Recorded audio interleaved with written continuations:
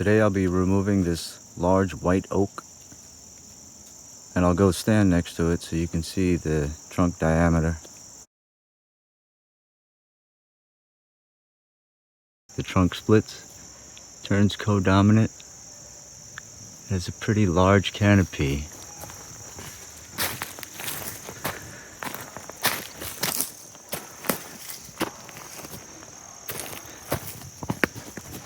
On the side of a mountain that's maybe 20-25 degrees the angle of the hill,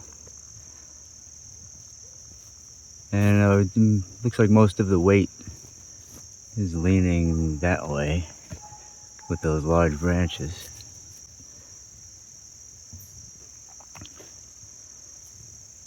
And it's growing pretty straight, but a lot of the weight will pull it if it's not felled carefully. A lot of the weight of the way the branches are leaning in this direction,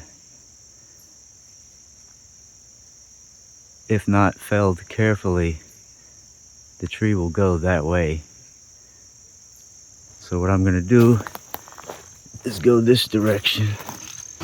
I'm going to fall it up the hill, and I've cut some other trees down up in there already that some were dead and some were leaning towards the house. So I'm going to fell it right in that empty spot right there where those other trees are laying. And we've been having a lot of bad storms and a lot of rain. And the rain could saturate the ground and make the root system unstable.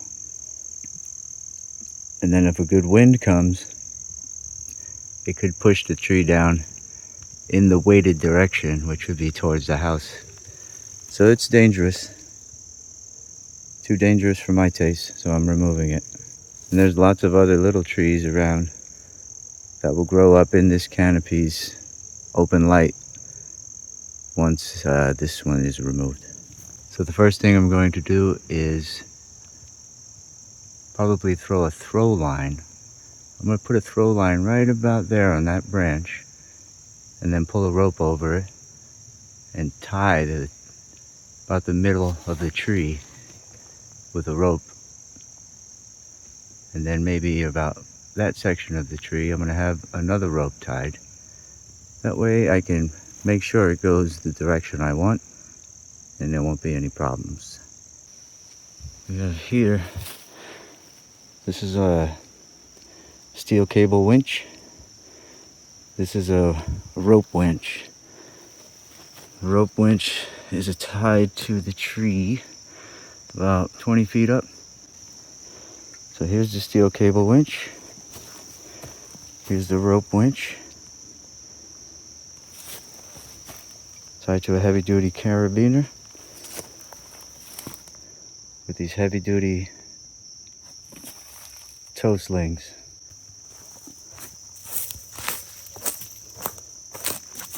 Now I just have to gas up my saw,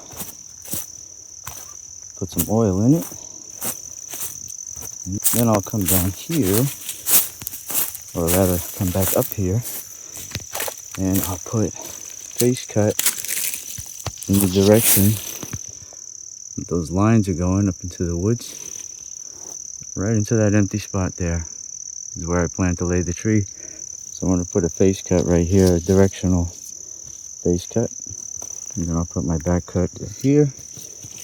And then once I feel like I'm going to leave a nice big piece of hinge wood and see how much I can get the tree to lean over up the hill.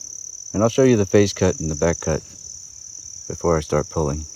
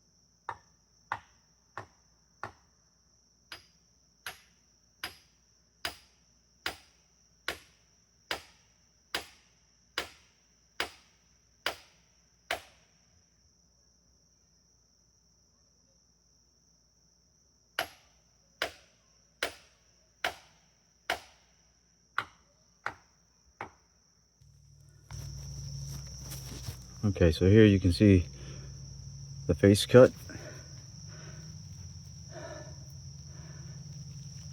and the back cut. This line on the bottom is just a guideline to the face cut that I made just through the bark. The actual back cut is here on top. And let's see if you can peek through there.